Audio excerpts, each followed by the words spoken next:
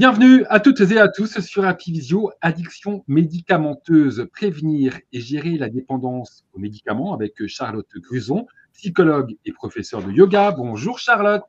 Bonjour Lionel. Cette visioconférence vous est offerte par la MMJ, la mutuelle des métiers de la justice et de la sécurité, qui protège et accompagne les agents du ministère de la Justice depuis près de 80 ans. Elle est aussi ouverte à tous les agents au service de la sécurité et aux agents publics territoriaux. Chaque jour, la MMJ se mobilise pour répondre aux besoins d'équité, de solidarité de ses adhérents. Première visioconférence d'une série de 3, l'addiction médicamenteuse. Charlotte, quand on pense à addiction, on parle cannabis, cocaïne, héroïne, alcool et évidemment le tabac, mais beaucoup moins aux médicaments. Pourquoi? Absolument. Alors, on y pense moins parce que le médicament, c'est légal. Généralement, les médicaments sont prescrits sur ordonnance. Donc, on n'imagine pas que quelque chose qui est légal et qui est prescrit par un professionnel de santé puisse être nuisible. Donc, on va voir comment ça marche, comment ça fonctionne, l'addiction aux médicaments. Belle visioconférence MMJ à toutes et à tous.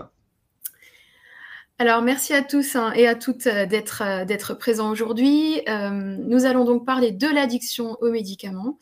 Je l'ai intitulé « Quand le remède pose problème » parce qu'effectivement, c'est un remède médicamenteux qui va finir par poser problème dans la situation d'addiction aux médicaments. Donc, on va commencer par définir ce qu'est l'addiction aux médicaments. De quoi s'agit-il ? Alors, cette addiction, elle est également appelée pharmacodépendance. C'est un terme qui est assez professionnel, qui est utilisé par les professionnels de santé et qui peut-être ne parle pas vraiment au grand public. Donc, je voulais quand même indiquer, mais on va rester sur l'addiction médicamenteuse. Quelques petits repères, il faut savoir quand même qu'en France, nous rencontrons environ 4 millions de consommateurs réguliers de psychotropes. Les psychotropes, ce sont tous ces médicaments qui sont psychoactifs, qui agissent sur le psychisme du patient, et environ 9 millions de consommateurs occasionnels. 13 millions en tout de consommateurs réguliers occasionnels en France. Par rapport au nombre d'adultes concernés par ces prescriptions, c'est vraiment énorme et ce nombre augmente d'année en année. J'imagine que c'est bien pour ça que la MMJ vous propose ce thème de conférence aujourd'hui parce que c'est une vraie préoccupation en France et en Europe en général. Cette addiction aux médicaments, elle est retrouvée dans toutes les classes socio-économiques. On pourrait croire que certaines classes sont plus concernées que d'autres.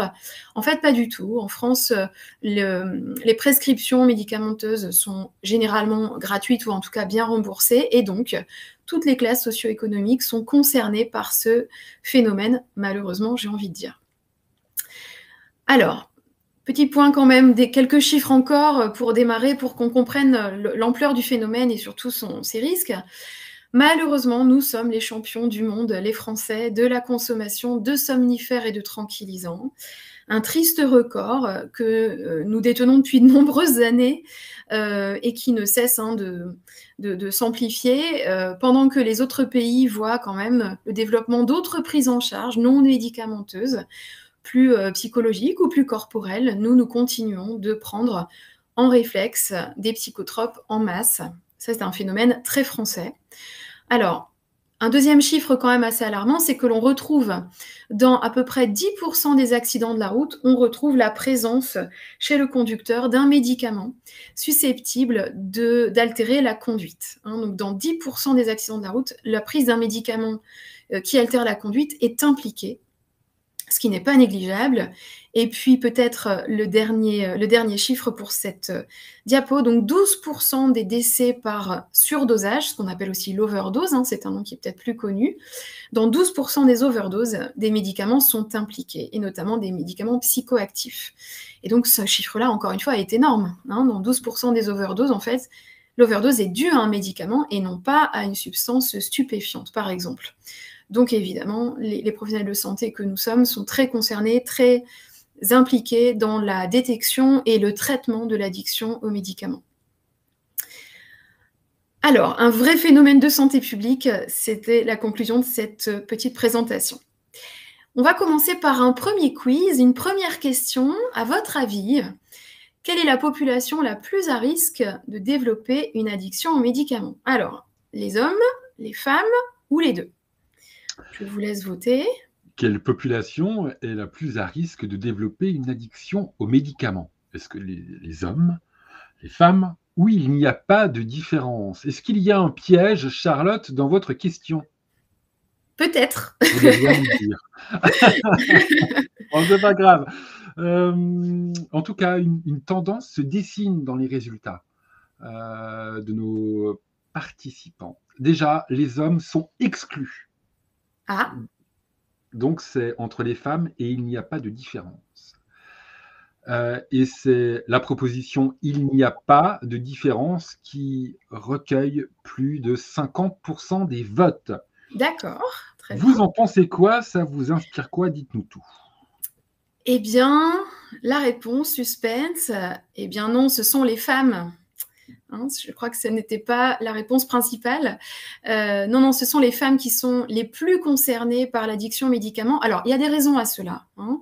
La première raison, c'est que les femmes ont bien plus l'habitude de prendre des médicaments régulièrement que les hommes. J'ai mis l'exemple de la contraception, hein, que beaucoup de femmes prennent assez jeunes, hein, avant la vingtaine. Et puis, les femmes sont aussi plus sensibles à l'anxiété et à la douleur, et ce sont deux phénomènes qui sont concernés par l'addiction aux médicaments. Il y a des addictions aux médicaments par les anxiolytiques, hein, qui traitent l'anxiété, et des addictions aux médicaments par les antalgiques ou les antidouleurs, donc qui traitent évidemment la douleur chronique. Donc malheureusement, les femmes ont plus de risques de développer une addiction médicamenteuse que les hommes. En revanche, pour quand même rétablir les choses, rétablir la vérité, les hommes sont davantage concernés par toutes les autres addictions. Alors, j'ai noté celles aux substances, les addictions aux substances comme l'alcool, le tabac, le cannabis et les autres drogues, mais même pour les addictions sans substance comme l'addiction au sport, au travail ou aux écrans, hein, que nous verrons la semaine prochaine, les addictions sans substance sont principalement masculines, en tout cas dans une grande majorité masculine. Voilà, on n'a pas d'égalité homme-femme concernant les addictions. On verra avec les autres quiz si les pièges sont déjoués ou pas. Je continue. Un autre quiz, à votre avis, la classe d'âge. Est-ce qu'il y a un piège? Est-ce qu'il n'y a pas de piège? Quelle est la classe d'âge la plus à risque de développer une addiction aux médicaments? Les 18-25 ans, les 25-55 ans, les 55-80 ans. À vous de répondre à cette question. Quelle est la classe d'âge la plus à risque de développer une addiction aux médicaments? Pas au reste, hein, aux médicaments. Et là, il y a une tendance nette qui se dessine. Les 55-80 arrivent en dernière position de votre sondage, Charlotte, avec moins de 10% de vote. Deuxième proposition, c'est les 18-25 ans qui arrivent avec moins de 20% des votes. Nous sommes à plus de 70% sur les 25-55 ans. Est-ce que c'est la bonne réponse? Est-ce que vous avez réussi à piéger nos participants? Eh bien, encore une fois, il y avait un petit piège, hein, je suis désolée. Alors, la réponse, eh bien, ce sont toutes les classes d'âge, en fait, hein, qui sont concernées. Par contre, la consommation de médicaments n'est pas la même.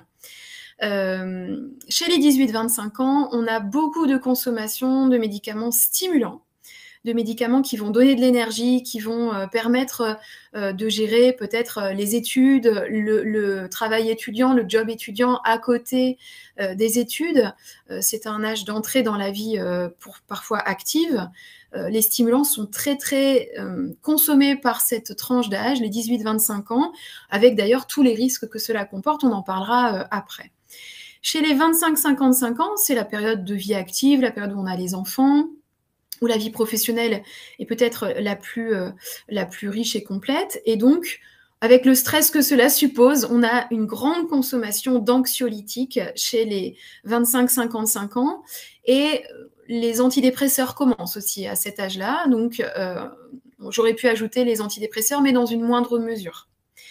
Chez les 55-80 ans, on sait qu'avec l'âge, le sommeil est plus difficile, le temps d'endormissement est plus long, est allongé, et les réveils sont plus fréquents.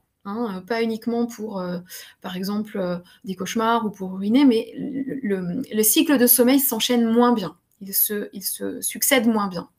Et donc, sans surprise, chez les 55-80 ans, les somnifères sont très consommés, et on sait que les somnifères, c'est une catégorie de médicaments qui crée une forte dépendance. Donc vous voyez que toutes les classes d'âge sont concernées pour des raisons différentes. Évidemment, il y a des exceptions, des médicaments somnifères pour des plus jeunes ou des stimulants pour des plus âgés, mais globalement, c'est ce qui se dessine. On continue.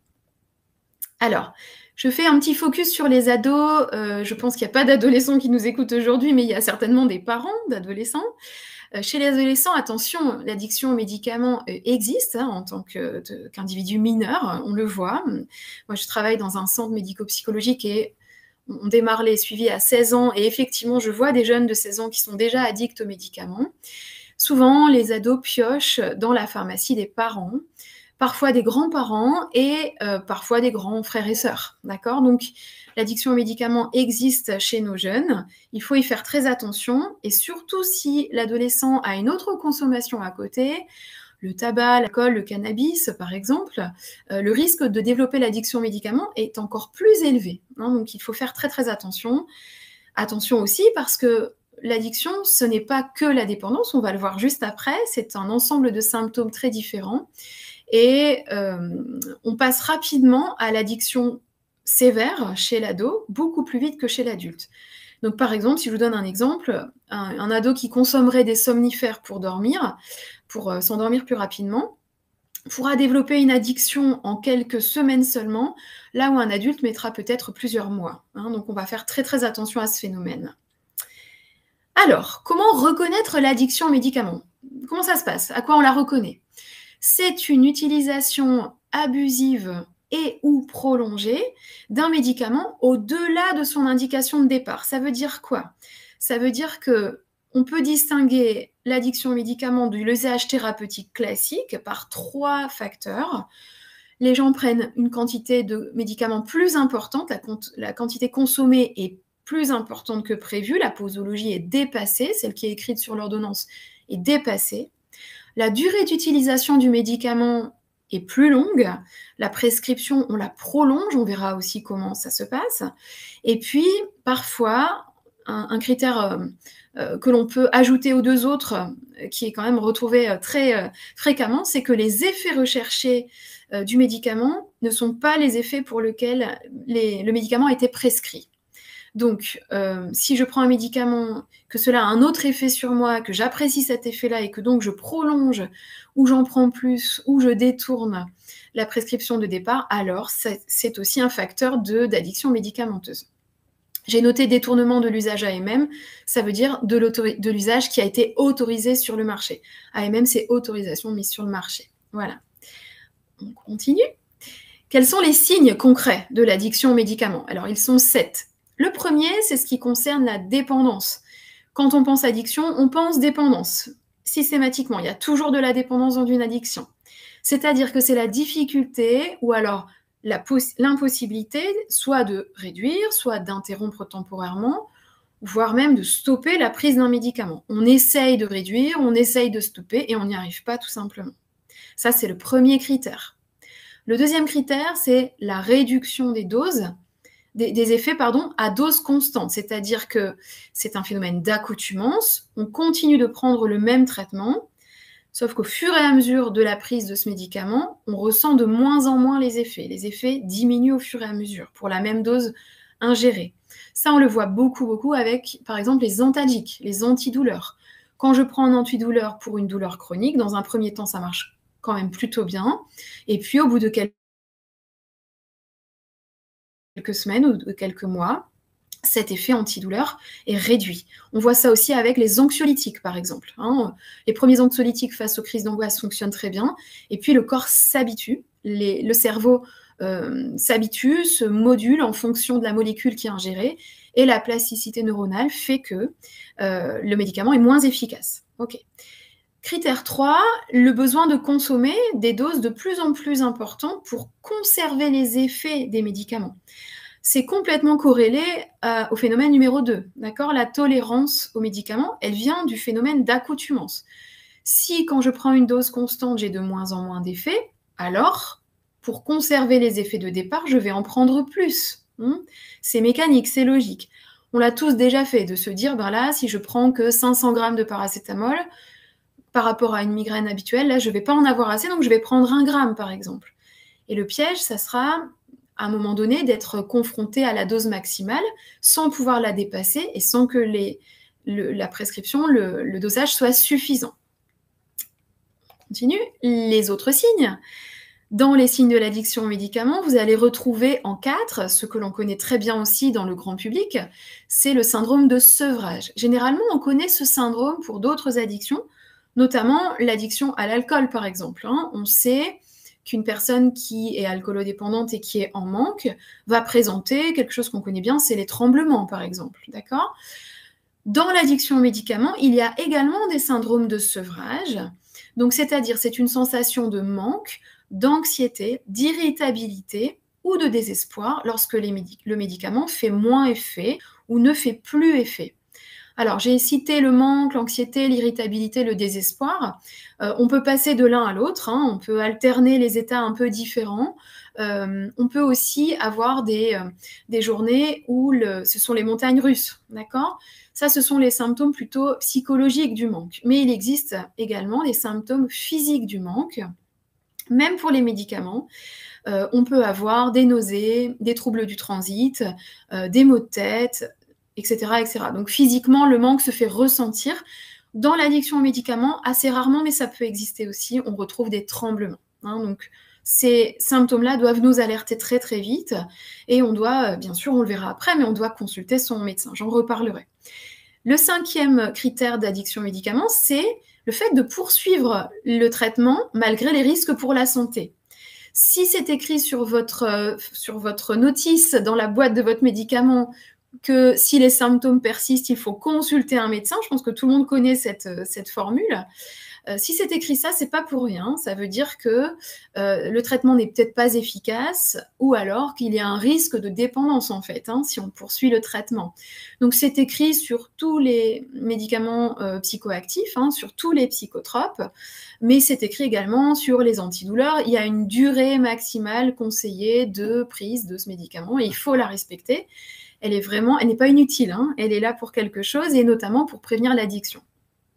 6e critère, c'est encore une fois la poursuite du traitement, malgré les autres effets indésirables qu'il procure. Donc pas ceux sur la santé, mais les autres. Les effets sur la famille, la vie sociale, la vie professionnelle. Je vous donne un exemple très simple. Vous prenez un traitement somnifère, un traitement hypnotique pour vous aider à dormir, et le matin, quand vous vous réveillez, vous êtes encore endormi, vous êtes ce qu'on peut appeler vaseux, les yeux ne sont pas en face des trous, vous n'êtes pas très bien. Peut-être que ça va se répercuter sur le petit déjeuner familial, peut-être que ça va se répercuter sur le fait d'amener les enfants à l'heure à l'école, ou tout simplement sur le début de votre journée professionnelle. Peut-être que pour vous mettre dans votre travail, pour vous concentrer, ça va être plus long, ce sera plus difficile. Vous allez sentir une sorte de brouillard qui persiste tout au long de votre matinée. Ça, c'est un impact, un effet indésirable sur votre vie professionnelle. Ça ne doit pas exister, d'accord ? Ça veut dire que le médicament ne vous convient pas ou que la dose n'est pas correcte ou que ça fait trop longtemps que vous en prenez, par exemple. Ok ? Donc, on verra ça juste après également. Le 7e critère et le dernier pour cette définition, qui est un peu longue, c'est le besoin de se procurer le médicament par tous les moyens. Vous savez, quand on voit la fin de l'ordonnance arriver, on sait que l'ordonnance, on ne peut plus la renouveler, ou alors on voit la fin de la prescription de départ s'approcher, et on va chercher à se procurer de nouveau le médicament. Alors, le plus simple, c'est de retourner voir son médecin, et peut-être qu'il vous dira que ce n'est pas possible de prolonger. Et donc, à ce moment-là, certains patients consultent un autre médecin. Ça arrive fréquemment. On a maintenant le dossier médical partagé qui permet d'éviter ce genre de situation. Les professionnels de santé sont normalement prévenus qu'ils doivent consulter s'il existe le dossier médical partagé pour éviter le problème des doubles ou triples ordonnances. Mais bien sûr, le dossier médical partagé n'est pas activé pour tout le monde et surtout, il y a des professionnels de santé qui n'ont pas le temps ou qui ne pensent pas à le consulter. Donc, ça se voit de plus en plus, ces doubles, triples ordonnances ou même plus que ça. Ça, c'est le côté licite de la chose. On pourrait aussi imaginer quelqu'un qui consulte un spécialiste et qui obtient une ordonnance et qui va chercher à se faire prescrire la même ordonnance par le médecin traitant. Donc, ça, c'est possible aussi. Parfois même, les patients utilisent l'aspect illicite, c'est-à-dire le marché noir, acheter des anxiolytiques, des somnifères sous le manteau, ça se voit de plus en plus. Et on voit malheureusement aussi se développer le vol d'ordonnances. Je sais que sur Internet, on peut acheter des ordonnances, des ordonnanciers complets qui ont été volés pour se faire prescrire des médicaments. Bien sûr, c'est très très dangereux, c'est extrêmement illégal, c'est complètement puni par la loi, mais malheureusement, ce sont des phénomènes qu'on voit aussi de plus en plus se développer. On continue. Alors, pour vous résumer tout ça, j'ai choisi de vous proposer un moyen mémotechnique qui s'appelle les 5 C de l'addiction. Alors, ce n'est pas ma création, mais c'est un outil qu'on utilise beaucoup dans la dictologie. Moi, j'ai bossé 12 ans en addictologie et ça fait une dizaine d'années maintenant que je travaille en psychiatrie. Et pendant toute cette expérience professionnelle, les patients recevaient beaucoup d'aide par rapport à ces 5 C. Le fait de les retenir, c'était très aidant pour leur permettre de prévenir la situation d'addiction ou de la repérer, pour essayer de la traiter. Les 5 C, tout simplement, le contrôle, le craving, l'aspect compulsif, l'aspect continu et les conséquences. Donc, la perte de contrôle, on en a parlé, le fait de ne pas pouvoir stopper son traitement ou d'avoir besoin de l'augmenter. Je perds le contrôle de la situation. Le craving, c'est l'envie irrépressible de consommer, je ne peux pas m'en empêcher. Par exemple, je me suis dit que comme j'étais en vacances, j'allais essayer de ne plus prendre de somnifères ou de ne plus prendre de calmants, de sédatifs, ou alors comme j'ai moins de stress, je vais essayer de prendre moins d'antidouleurs et de faire autre chose pour soigner mes douleurs. Et puis finalement, je ne parviens pas à ne pas prendre mon médicament. J'y reviens, d'accord? Donc c'est ça le craving. L'activité compulsive, c'est cet aspect non réfléchi, c'est-à-dire qu'une compulsion, ce n'est pas une cognition, ce n'est pas une pensée. Une compulsion, c'est quelque chose de comportemental qu'on va faire sans y réfléchir. Quand vous mangez devant la télévision du chocolat de manière automatique, c'est une compulsion. Vous ne réfléchissez pas au nombre de carrés de chocolat que vous avez mangé. D'ailleurs, si vous l'aviez vu, ou peut-être vous ne l'auriez pas fait, mais effectivement, c'est à la fin qu'on se voit que la plaque de chocolat est finie. Donc, c'est ça l'aspect compulsif, c'est le fait de ne pas réfléchir et de prendre de manière systématique, sans réflexion. L'usage continu, vous l'avez compris, c'est le fait de ne pas pouvoir arrêter, c'était dans les premiers critères. Et malgré les conséquences, on l'a vu aussi, familiales, professionnelles, sociales et sur la santé. Donc les 5 C, vous pouvez retenir ça, c'est un très bon moyen mémotechnique. Est-ce que je perds le contrôle? Est-ce que j'ai un craving? Est-ce que j'ai des compulsions? Est-ce que c'est continu? Et est-ce que j'ai des conséquences? Voilà, pour essayer de repérer pour vous-même ou pour les autres, ou dans votre entourage familial, amical, des situations éventuellement d'addiction aux médicaments. Alors, ce moyen mémotechnique des 5 C, c'est valable pour toutes les addictions. Donc, la semaine prochaine pour l'addiction au numérique, ça fonctionnera aussi. Et la semaine suivante pour l'addiction au sucre, également. C'est à retenir. Alors, comment pouvez-vous repérer des choses qui peuvent vous alerter? J'ai choisi de vous proposer 5 aspects très pratico-pratiques, très concrets de l'addiction aux médicaments. Ce qui doit vous alerter en premier, c'est le fait de redouter la fin d'un traitement. C'est le fait d'y penser à l'avance, de se dire « il me reste autant de jours, il me reste autant de boîtes, il me reste autant de plaquettes dans la boîte ». Ça, le fait de le redouter, d'y penser, ça doit vous alerter. C'est pas normal. Ok ? Le fait aussi que vous ayez décidé de prolonger votre prise de médicaments, soit sans demander au médecin ou alors contre l'avis de votre médecin, ça aussi, ça doit vous alerter. Normalement, dans un bon dialogue avec un thérapeute ou un professionnel de santé, ça ne doit pas arriver. D'accord ? Donc, vous devez faire attention à cette situation. La deuxième situation qui doit vous alerter, c'est le fait de vous rassurer en emportant le médicament en déplacement, par exemple, ou en vacances. Si vous avez des problèmes d'insomnie à cause du travail, quand vous êtes en vacances, vous n'êtes pas censé prendre votre traitement puisque le stresseur, hein, le facteur de stress n'est pas présent. Donc attention, hein, si on a besoin de se rassurer en emportant son traitement partout où l'on va, peut-être que c'est un problème, hein, peut-être que ça doit vous alerter. Prendre des médicaments en prévention d'un événement, d'une douleur ou d'une crise, ça aussi c'est très très piégeux. Hein. Si on se dit je vais au spectacle, je vais au cinéma, je vais rester sans bouger pendant un bout de temps, je vais avoir mal au dos, mal aux jambes, je vais prendre un antidouleur avant même que la douleur n'arrive, attention, c'est une situation qui est addictogène, qui peut développer l'addiction aux médicaments. Donc, on évitera ça. On essaiera plutôt de trouver des stratégies d'étirement, des stratégies de repositionnement, des stratégies posturales, mais on essaiera d'éviter de prendre des médicaments préventifs. Alors, sauf exception, bien sûr, hein, mais c'est votre médecin qui vous l'indiquera. Hein, il ne faut pas le faire par vous-même.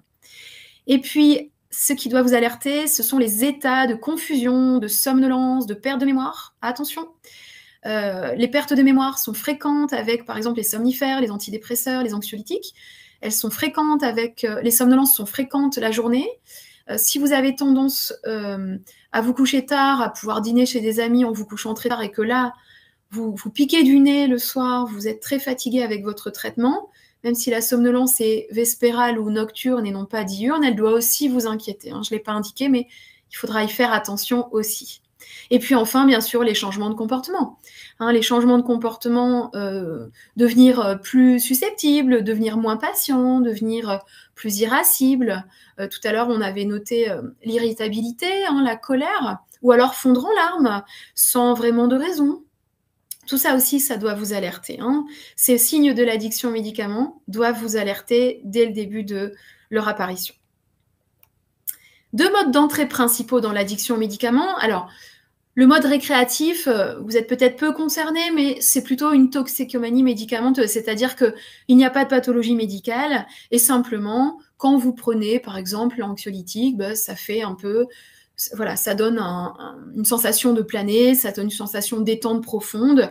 Là, on voit bien que ça ressemble à des usages comme, par exemple, le cannabis, d'accord ? Donc, on est peut-être moins concerné aujourd'hui par cette situation, mais je voulais quand même l'écrire. Et puis, le plus fréquemment, ce que l'on retrouve, c'est plutôt la perte de contrôle d'un traitement qui vous a été prescrit de manière complètement légale dans le cas d'une pathologie avérée. Et comme je disais tout à l'heure, on n'arrive pas à stopper. On n'arrive pas à stopper ou alors on augmente les doses au fur et à mesure. Ça, ce n'est pas une toxicomanie médicamenteuse, mais par contre, c'est une dérive médicamenteuse et c'est également un problème. Alors, un nouveau quiz. À votre avis, pour traiter l'anxiété, quelle est la durée maximale recommandée ? Par benzodiazépine. Oui, c'est dur à dire. Je vous remercie du cadeau. 1 mois, 3 mois, 6 mois. Première question. Deuxième question. Quelle est la durée maximale recommandée pour traiter l'insomnie par benzodiazépine ? 3 mois, 6 mois, 12 mois. Et puis, dernière question, quelle est la durée maximale de prescription recommandée pour de la morphine ? Là, avec la morphine, c'est un niveau encore supérieur, Charlotte, on est d'accord ? Alors, on va en parler. La morphine, c'est un opiacé, oui. Hein, c'est quelque chose qui est prescrit à grande surveillance, hein, évidemment. Et je ne vous ai pas mis ces 3 propositions pour rien. Hein, il y a forcément une petite idée derrière. Résultat des sondages. Première question, quelle est la durée maximale recommandée pour traiter l'anxiété ? 3 mois. Okay. Avec plus de 50% des votes. Deuxième question, quelle est la durée maximale recommandée pour traiter l'insomnie ? 3 mois avec plus de 55% des votes. Et puis, égalité. Quelle est la durée maximale de prescription recommandée pour la morphine ? 1 an, 0 clic. On a 50-50, 1 semaine, 1 mois. Et vous allez maintenant nous donner, Charlotte, les bonnes réponses. Alors, hop, les 3 questions étaient là. J'arrive sur les réponses. Alors, évidemment, si je vous ai posé ces questions, c'est que plus la durée du traitement est longue et plus le risque d'addiction est grand, évidemment. Donc, en France, pour traiter l'anxiété par benzodiazépine, vous savez, les benzodiazépines, c'est tous les médicaments généralement qui terminent en -ame, bromazépam, etc., etc. Ces médicaments-là, on considère qu'il faudrait ne pas dépasser 1 mois. 1 mois, c'est rapide. Je crois que les participantes et les participants ont dit 3 mois. Eh bien non, c'est 1 mois seulement. Sauf que 1 mois, c'est très très court, d'accord? Si on ne fait que ça, traiter l'anxiété que par les médicaments, c'est quasiment impossible de résoudre une anxiété en 1 mois. Ça veut dire qu'on va le voir, il va falloir faire autre chose en même temps. 3 mois pour l'insomnie, vous aviez raison, je crois, hein, vous aviez choisi cette réponse-là à plus de 50%. C'est ça, on considère que pour traiter l'insomnie, il faudrait éviter de dépasser les 3 mois de prescription de benzodiazépine. Et puis, pour la morphine, eh bien, en fait, c'est 1 mois. Alors, vous aviez hésité entre 1 semaine et 1 mois, et ça me montre que vous savez que c'est dangereux de prendre de la morphine trop longtemps. La morphine, c'est un opiacé. Alors, un opiacé, c'est quoi? Un opiacé, ça vient du mot opium. Donc, l'opium a été transformé pour... cette molécule a inspiré la molécule de morphine, puis la molécule de codéine, que vous connaissez généralement, par exemple, dans le dafalgan codéiné. Il faut savoir que, par exemple, l'héroïne est également un opiacé. C'est la même famille de molécules. Et c'est là qu'on voit le danger, en fait, de ces traitements opiacés. Ils sont nécessaires pour certaines douleurs, évidemment, les douleurs chroniques, les douleurs aiguës, parfois, pas de problème. Mais ils sont à prendre avec beaucoup de précautions et donc 1 mois maximum en France en recommandation. Alors, quels sont justement les médicaments qui sont concernés par les addictions? Ça, c'est un sujet très important puisque, en règle générale, on n'est pas trop au courant. Alors, on peut lire les notices, bien sûr, mais ce n'est pas toujours si clair que ça, donc on va regarder ensemble. Et pour cela, encore un petit quiz sur, à votre avis, les médicaments qui sont susceptibles de provoquer une addiction. Donc, est-ce qu'il s'agit des antidouleurs, oui ou non? Question dans le chat. Quels sont les médicaments susceptibles de provoquer une addiction? Dans le chat, vous pouvez répondre. Le chat se trouve en bas à droite de vos écrans. Les antidouleurs, les anti-allergiques et les médicaments contre la toux. Les médicaments contre la toux, c'est à la mode. En ce moment. Vous donnez une petite réponse, là. On a des petites réponses. Alors, nous avons les 3. Beaucoup de participants nous répondent dans le chat les 3. Eh bien, bravo. On y va. On a aussi quelques antidouleurs. Ah ben super. C'est ça. C'est ça, ce sont les 3. Alors, vous avez raison. Alors, Lionel a donné une partie de la réponse. Effectivement, les médicaments contre la toux sont très à la mode en ce moment. C'est une question de saison. Mais effectivement, les 3 sont susceptibles de provoquer une addiction. Alors, c'est un peu surprenant, mais pour les antidouleurs, on sait. La difficulté de sevrage, je vous ai dit tout à l'heure, c'est un opiacé, généralement l'antidouleur, ou en tout cas les opiacés antidouleurs sont très addictogènes. Donc ça, c'est facile à comprendre. Vous savez que pour les antidouleurs, on a des classes de médicaments, classe 1, 2, 3. Avec certains antidouleurs, par exemple, on ne peut pas conduire. Tout à l'heure, on parlait d'accidentologie, d'accident de la route. Donc, les antidouleurs sont très concernés par l'addiction aux médicaments. Ce n'est pas une surprise et vous l'avez rapidement deviné. Les anti-allergiques aussi, parce que les antihistaminiques qu'ils contiennent créent un effet sédatif, un effet apaisant, calmant, anxiolytique, qui sont en fait très recherchés. Alors, dans certaines pratiques parentales, on voit par exemple des parents qui donnent de l'Aerius aux enfants en sirop le soir pour les aider à s'endormir. Bien sûr, c'est pas du tout recommandé et c'est pas du tout dans la prescription de départ de donner de l'anti-allergique quand l'allergie n'est pas là. Ça va même créer peut-être des réponses paradoxales aux allergies de l'enfant. Ça peut même créer, alors pas créer un terrain allergique, mais en tout cas on va dire le provoquer sur certains domaines ou l'étendre sur certains domaines. Donc il faut faire très attention. Et puis le 3e médicament, c'est les médicaments contre la toux. Ils contiennent généralement soit un antihistaminique, donc comme l'anti-allergique, ou soit un dérivé codéiné, comme les antidouleurs. Et donc, pour ces raisons-là, comme les 2 autres catégories, ils sont susceptibles de développer une addiction aux médicaments. Alors, boire des litres et des litres d'antitussifs, de médicaments contre la toux, c'est pas ce qu'on voit le plus, mais je rencontre quand même des situations où les personnes prennent trop de médicaments de ce type-là, de ces catégories-là. Et finalement, quand ils n'ont plus d'anxiolytiques, ils vont acheter sans ordonnance ou sur ordonnance du médecin ce type de médicaments pour pallier, pour compenser, ce qui est vraiment évidemment un problème. Donc, on va voir que les médicaments les plus concernés, alors de loin, les psychotropes, bien sûr, les substances psychoactives, c'est ça les psychotropes, surtout les benzodiazépines. Tout à l'heure, je vous disais ce qui se termine en ame, ok ? Pas que, mais très souvent qui se termine en ame. Vous connaissez les antidépresseurs, vous connaissez les anxiolytiques, les calmants, les sédatifs. Les hypnotiques, ce sont les somnifères. Les stimulants, vous les connaissez et peut-être vous ne savez pas, mais on a le droit de prescrire en France des amphétamines, par exemple. Les amphétamines sont prescrites. Alors, dans les années 80, elles étaient prescrites malheureusement pour maigrir. C'était un détournement de l'usage. Et ça a créé de nombreuses addictions. On a commencé à découvrir l'addiction aux médicaments, notamment par la prescription d'amphétamines dans les années 80-85. Actuellement, on prescrit toujours des amphétamines, mais dans un cadre très très contrôlé, pour le TDAH, le trouble du développement avec ou sans hyperactivité, pour la narcolepsie, vous savez, c'est le fait de s'endormir de manière intempestive. C'est un trouble qui existe, qui est peu développé, mais qui existe. Mais aussi, on prescrit parfois des amphétamines pour les situations d'obésité ou pour les situations d'hyperphagie. Les personnes qui ont un besoin irrépressible de manger, par exemple. Et là, le risque d'addiction est grand. C'est un médicament qui est effectivement aussi très détourné et qui se retrouve aussi beaucoup sur le marché noir. Il faut faire très très attention, avec des effets secondaires graves parfois, pour le cœur ou pour les risques d'AVC, de rupture d'anévrisme, etc. Ou même d'épilepsie. Donc, il faut faire extrêmement attention. Ces stimulants-là sont très addictogènes.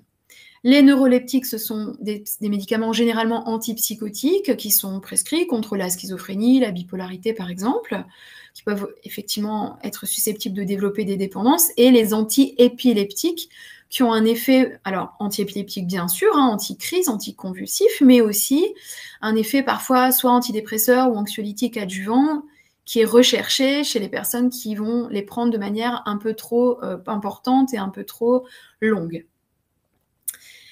Ensuite, dans les autres catégories de médicaments, nous retrouvons nos antalgiques avec les opiacés dont je parlais tout à l'heure. Nous retrouvons également les anesthésiques. Peut-être vous avez entendu parler de la kétamine, par exemple. La kétamine, au départ, c'est une molécule qui a été créée plutôt pour anesthésier les chevaux, mais qu'on a utilisée effectivement dans la médecine pour l'être humain de manière très très développée dans les blocs opératoires, tout simplement. La kétamine, ça se revend, ça se trafique. Il y a aussi des fausses molécules de kétamine qui circulent sur Internet. Il faut faire très très attention, notamment chez les adolescents, ça a beaucoup de succès. Donc attention aux anesthésiques. Les produits de substitution, généralement substitution aux opiacés. On parle là ici de la méthadone, du Subutex et des autres produits de substitution plus récemment mis sur le marché.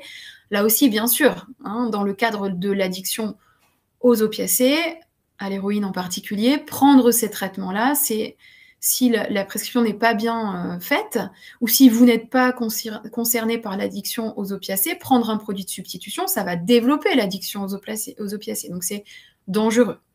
Et puis, bien sûr, dernière catégorie, ce sont les médicaments détournés de leur usage, on en a parlé, les bêta-bloquants, les antitussifs, les antihistaminiques, qui ont un effet psychoactif qui est secondaire. Le bêta-bloquant, c'est un médicament qui est considéré, qui est réputé actif pour les problèmes cardiaques, par exemple, les problèmes de tension aussi, parfois artérielle. Et le prendre pour son effet sédatif, évidemment, ça perturbe le cœur. Si on a un cœur qui fonctionne bien et qu'on prend un bêta-bloquant, à force, dans le temps, dans la durée, on va avoir des problèmes de santé particuliers et surtout, on va avoir des troubles du comportement et une modification de la personnalité. Il faut faire très attention à ça. Alors, de manière plus rare, on voit quand même une addiction possible aux médicaments sans ordonnance. On a parlé récemment du Doliprane pour d'autres raisons, pour des raisons financières, des raisons économiques, mais effectivement, le Doliprane en France, c'est le médicament qui est le plus consommé parce qu'il est sans ordonnance, parce qu'il est peu cher, il est accessible, il est en vente partout. Et attention, c'est un antipyrétique, c'est un médicament qui règle la température. mais la fièvre, mais c'est aussi un antidouleur. Et dans cet aspect antidouleur, le fait de prendre trop souvent du Doliprane ou toute autre molécule de paracétamol, ça va perturber votre rapport à la douleur. Donc il faut faire très très attention. Tous ces médicaments-là, c'est écrit sur les boîtes, il faut faire attention à la durée, il faut surtout consulter son médecin assez vite si ça ne passe pas. Donc c'est absolument indispensable. Alors, les médicaments les moins concernés, on va trouver les antibiotiques. Les antibiotiques, c'est très très rare qu'on ait envie de prolonger sa prise d'antibiotiques. Ça crée quand même des effets secondaires, notamment sur le transit, qui ne sont pas agréables. Donc, généralement, on ne prolonge pas et puis il n'y a pas d'effet addictogène. Les antidiabétiques les plus classiques non plus. Attention aux nouveaux antidiabétiques qui sont utilisés parfois pour maigrir, pour leur aspect régulateur au niveau des pics d'insuline et de l'activité du pancréas, donc attention à ça. Et puis, les médicaments à usage externe, généralement, sont peu addictogènes. Il y a quand même quelques exceptions. Les pommades anti-inflammatoires, parfois, sont utilisées de manière trop fréquente, trop prolongée, dans des quantités trop importantes. Moi, j'ai connu des patients qui mettaient de la pommade anti-inflammatoire plusieurs fois par jour, une dizaine de fois par jour. Ça perturbe quand même le rapport à la douleur. Et ça peut avoir un effet aussi... alors peut-être pas toxique, mais un effet néfaste quand même sur la santé globale du patient. Attention. Alors, ce qui est à noter, c'est que l'addiction aux médicaments, contrairement aux autres addictions, par exemple la toxicomanie, c'est une addiction qui est légale. Donc en fait, généralement, vous avez une ordonnance au départ. Donc elle peut n'être identifiée que tardivement en comparaison des autres addictions. Attention à ça. Et puis... c'est ce que j'écris tout en bas de votre diapo. La plupart des patients concernés ont seulement cherché à trouver une solution en fait à un problème de santé récurrent dans leur quotidien et la situation leur a peu à peu échappé. Et donc, l'installation de l'addiction, elle a été très très progressive, très discrète et donc le phénomène peut être longtemps banalisé, bien sûr par le patient lui-même, mais aussi par son entourage et même par son médecin. Parfois, le médecin n'a pas vraiment conscience de la situation d'addiction aux médicaments de son patient, donc c'est à vous de jouer franc jeu avec vos symptômes et de reprendre peut-être les 5C, de reprendre effectivement les autres points que l'on a vus précédemment et de dire, voilà, docteur, je redoute l'arrêt de mon traitement, je l'emmène en vacances, j'en prends en prévention. Il faut lui indiquer tous ces éléments pour qu'il puisse diagnostiquer l'addiction aux médicaments. Sans ça, on peut passer à côté de manière assez fréquente, c'est vrai.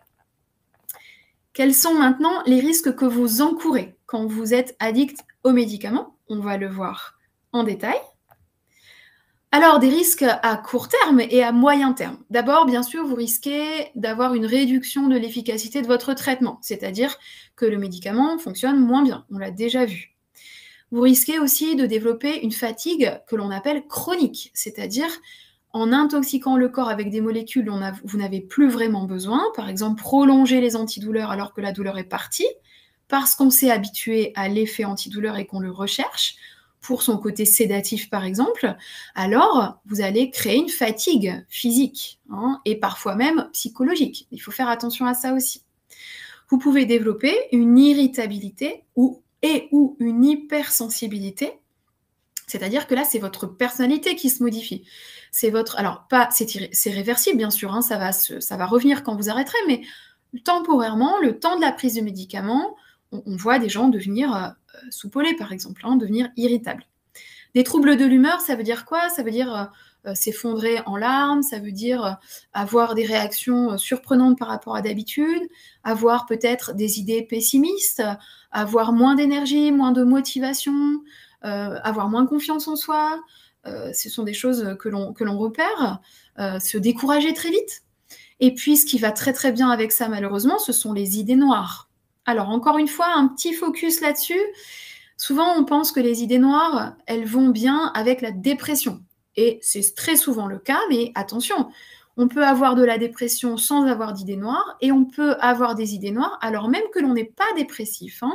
Attention, dans les années précédentes, il y a eu des scandales sur certains médicaments qui donnaient des idées suicidaires chez des gens qui n'étaient pas dépressifs. Donc attention aussi à ces molécules-là. Et puis, bien sûr, des troubles du comportement en général, alimentaire, de sommeil, arrêter les activités sportives, par exemple, ou avoir envie de faire du sport à outrance, etc., etc. Les troubles du comportement, et on l'a dit notamment chez les jeunes publics, sont plus préoccupant encore, mais même chez les personnes âgées, on peut avoir des troubles du comportement.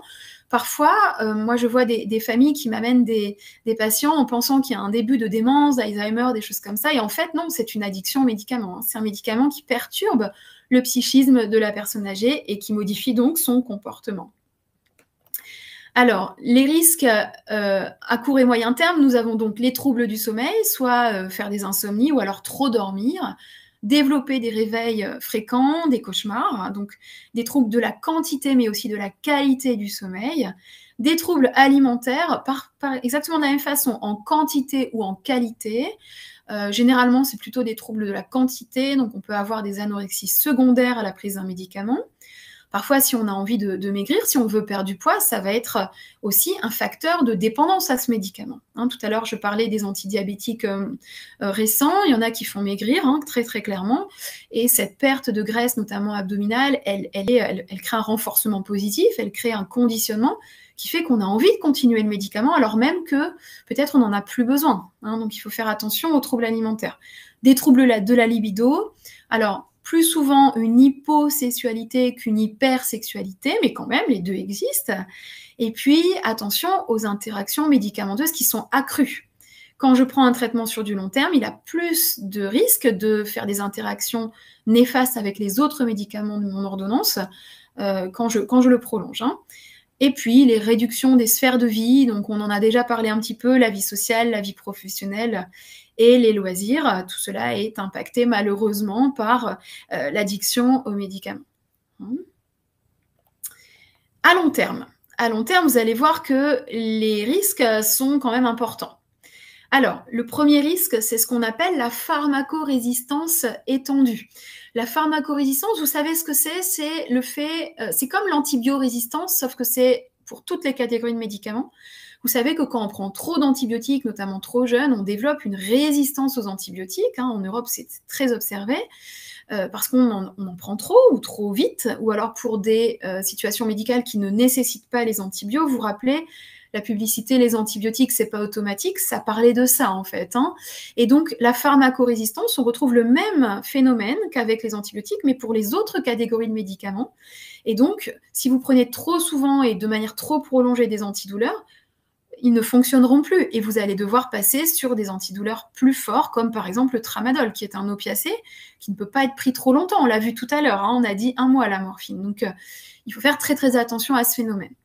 Le trouble anxieux généralisé, quand vous prenez des anxiolytiques de manière, on va dire, spontanée, sans prescription ou en respectant pas les usages et les doses de départ, eh ben, par effet de rebond, quand vous allez arrêter votre traitement, à la place de vous sortir de cette situation-là, eh bien, au contraire, vous allez développer un trouble anxieux généralisé.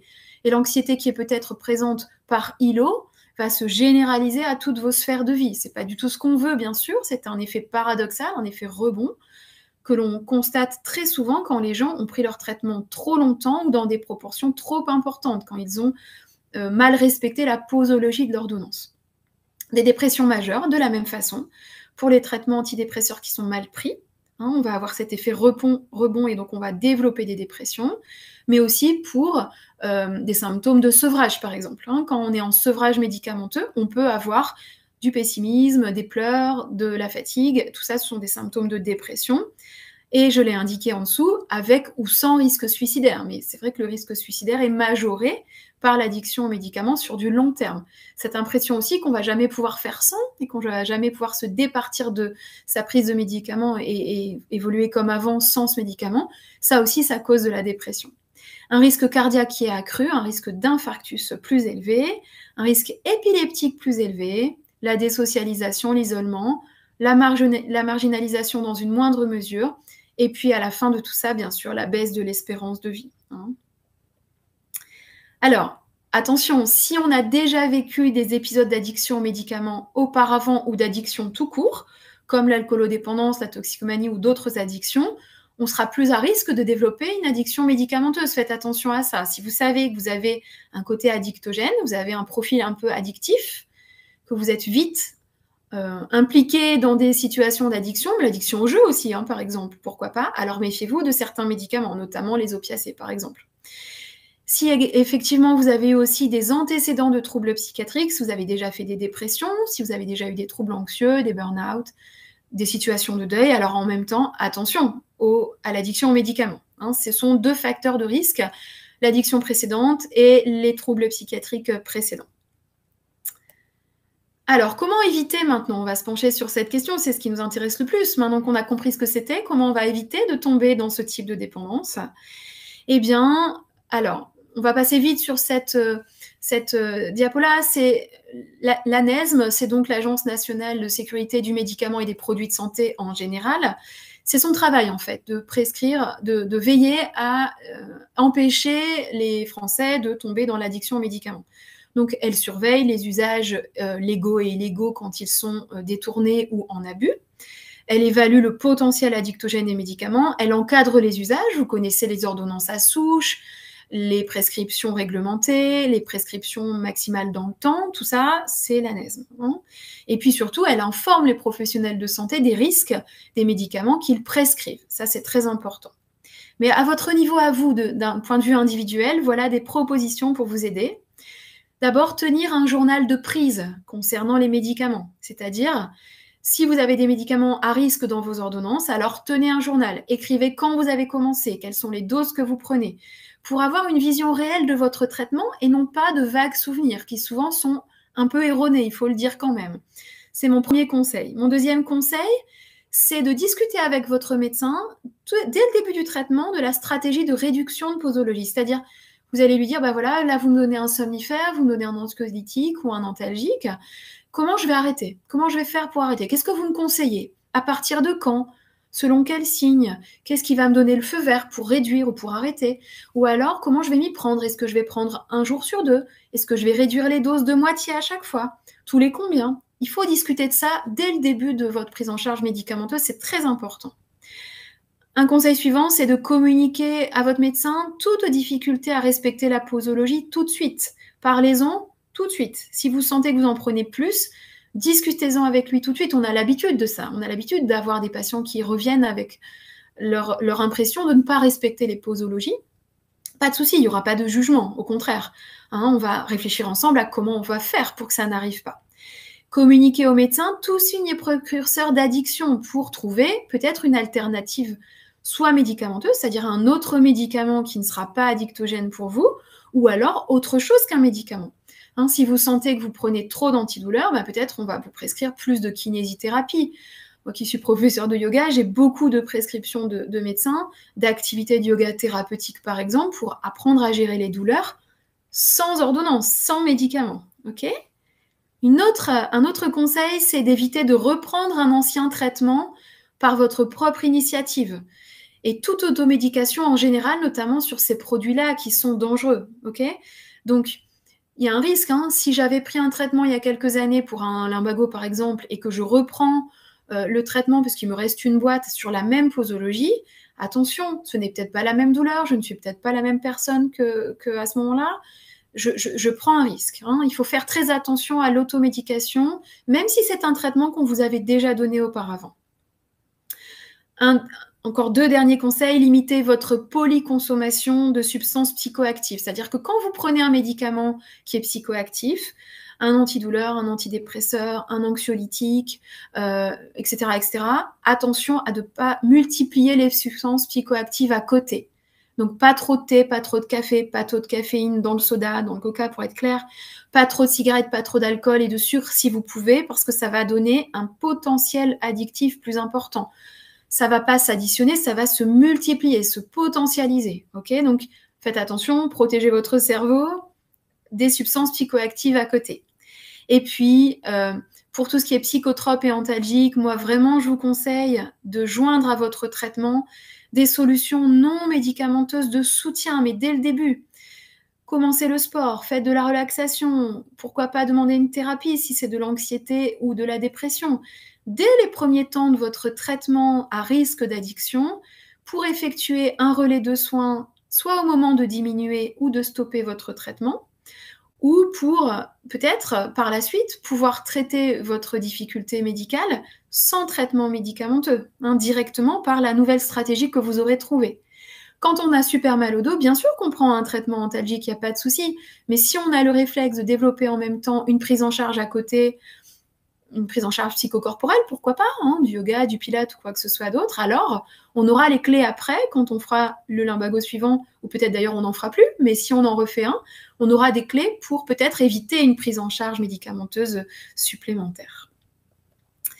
Donc en résumé, pour terminer, face à un traitement médicamenteux de longue durée, surtout qui a risque d'addiction, les catégories de médicaments qu'on a vues tout à l'heure ensemble, je vous propose des bons réflexes. Surveillez la qualité de votre alimentation et de votre sommeil pour éviter d'empirer la situation. Prenez particulièrement soin de votre alimentation et de votre sommeil. On parlera du sucre dans 15 jours avec Claire de Villiers.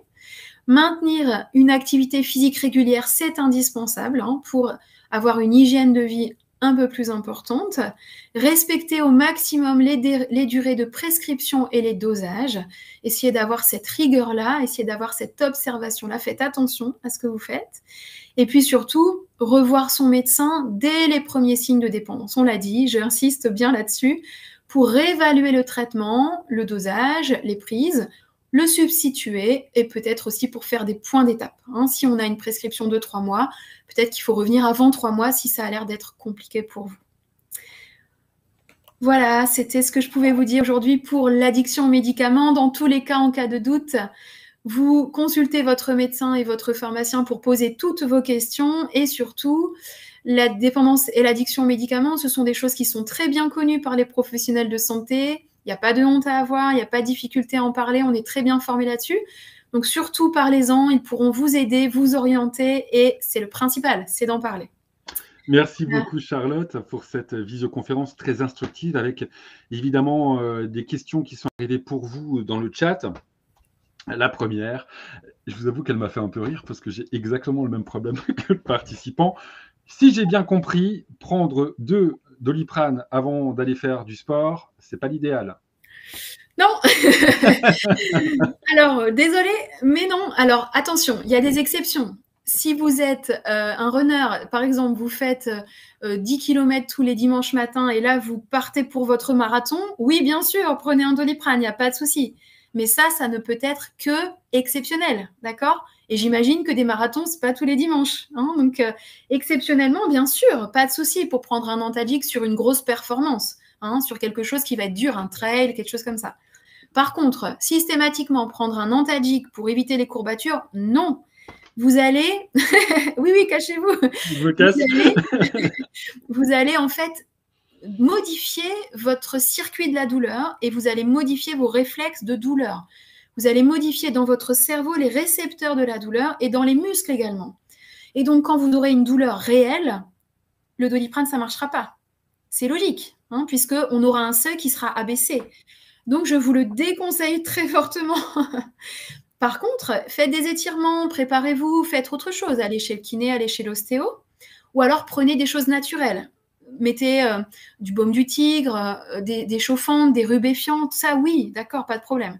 De l'eau, des électrolytes, des boissons énergisantes, pas de problème. Mais pas d'antalgique, surtout. Pardon.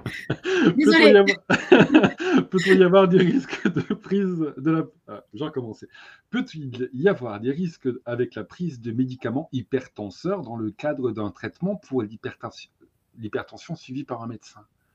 Alors, l'hypertension, généralement, c'est très encadré dans la prescription. Donc, logiquement, si votre médecin connaît bien votre situation médicale, s'il vous voit souvent, il n'y aura pas de risque particulier. Par contre, il faut aller voir son médecin de manière très sérieuse avec les hypertenseurs, ok? Parce que parfois, l'hypertension, elle était due à un contexte de vie, à un contexte de stress, de déménagement, de changement de travail, des choses comme ça, de surpoids peut-être. Et puis, entre deux, vous avez changé de boulot, vous avez réduit votre stress, vous avez perdu du poids, pourquoi pas, et vous êtes moins hypertendu. Et si vous prenez l'anti-hypertenseur alors même que vous n'êtes plus hypertendu, de la même façon, c'est dangereux. Donc, il faut réévaluer vos traitements régulièrement et il faut faire vos prises de sang sérieusement, il faut faire vos examens sérieusement. Voilà. Merci beaucoup, Charlotte Gruson, psychologue et professeure de yoga, pour cette visioconférence addiction médicamenteuse, prévenir et gérer la dépendance aux médicaments. On se retrouve la semaine prochaine, jeudi prochain, à 13 heures. Nous serons le 21 novembre pour une visioconférence toujours sur les addictions, mais cette fois-ci sur le numérique. Comment les écrans influencent-ils notre sommeil? Un petit teasing, Charlotte, sur cette Oui, visioconférence. alors j'allais vous le dire, on va parler du sommeil, mais pas que du sommeil, hein. On va essayer de savoir comment on repère les signes de l'addiction aux écrans, quels sont les risques bien sûr, comment éviter l'addiction aux écrans. La conférence aura à peu près la même forme que celle d'aujourd'hui. Donc je serai ravie de vous retrouver la semaine prochaine de 13 heures à 14 heures pour l'addiction au numérique. Et pour retrouver cette visioconférence, c'est très simple, vous allez sur le site internet happyvisio.com, vous vous identifiez avec votre adresse mail et votre mot de passe, vous cliquez dans l'onglet conférence, vous découvrez cette visioconférence addiction numérique jeudi prochain, puis une autre est à découvrir. Ça sera celle-ci, voilà, avec Claire Devilliers, naturopathe. Ce sera le 27 novembre pour l'addiction au sucre, prévenir et gérer la dépendance. Un joli programme. Ces visioconférences vous sont offertes par la mutualité des métiers de la justice et de la sécurité, qui protège et accompagne les agents du ministère de la Justice depuis près de 80 ans. Elle est aussi ouverte à tous les agents au service de la sécurité et aux agents publics territoriaux. Chaque jour, la MMJ se mobilise pour répondre aux besoins d'équité, de solidarité de ses adhérents. Je vous souhaite une agréable après-midi, Charlotte. À très bientôt sur Happy Visio. À bientôt.